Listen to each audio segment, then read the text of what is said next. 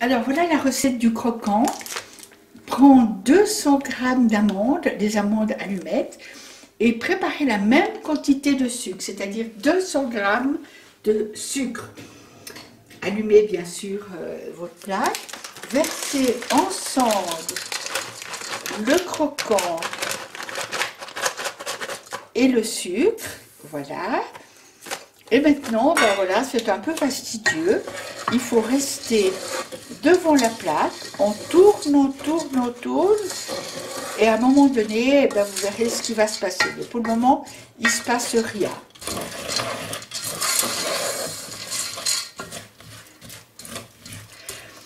Ce qu'il y a, c'est qu'au début, c'est un petit peu long à prendre. Et puis tout d'un coup, après, ça va aller vraiment très vite.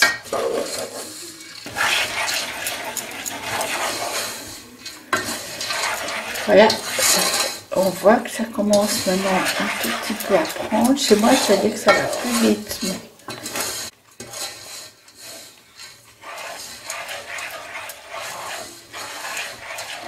voilà, alors maintenant, il faut faire très attention parce que ça va aller vite. On voit que ça commence à prendre.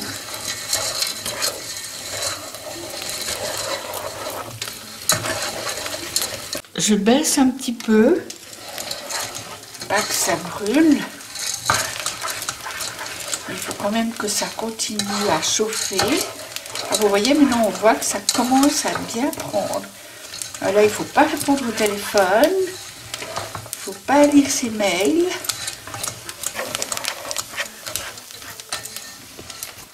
C'est pour ça que je prends la peine de faire une vidéo, parce que c'est absolument nécessaire de voir faire, parce que c'est l'histoire d'un tour de main. Alors, vous voyez maintenant, ça va aller très vite, vraiment que tout le sucre soit fondu, que ça fasse vraiment là. Alors maintenant, c'est bon. Alors maintenant, regardez bien, je vais verser l'appareil là-dedans. Alors, il faut vraiment aller super vite. Il faut déjà répartir, pas que ça durcisse, comme ça. Et après, on prend un citron et on étend un maximum pour que ça soit le moins épais possible. C'est ça qui est difficile, il faut faire attention à ne pas se brûler.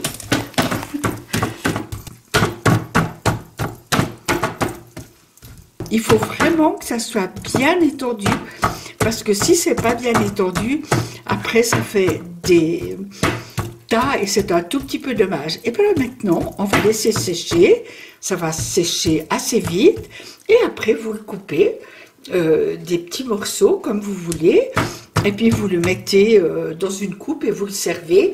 Ça fait un très bon accompagnement avec une compote de fruits, avec une crème, etc.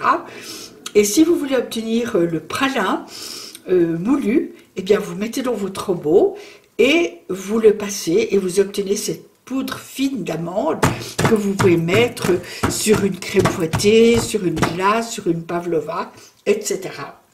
Voilà. Il faut juste un peu de patience, le tour de main et c'est fait.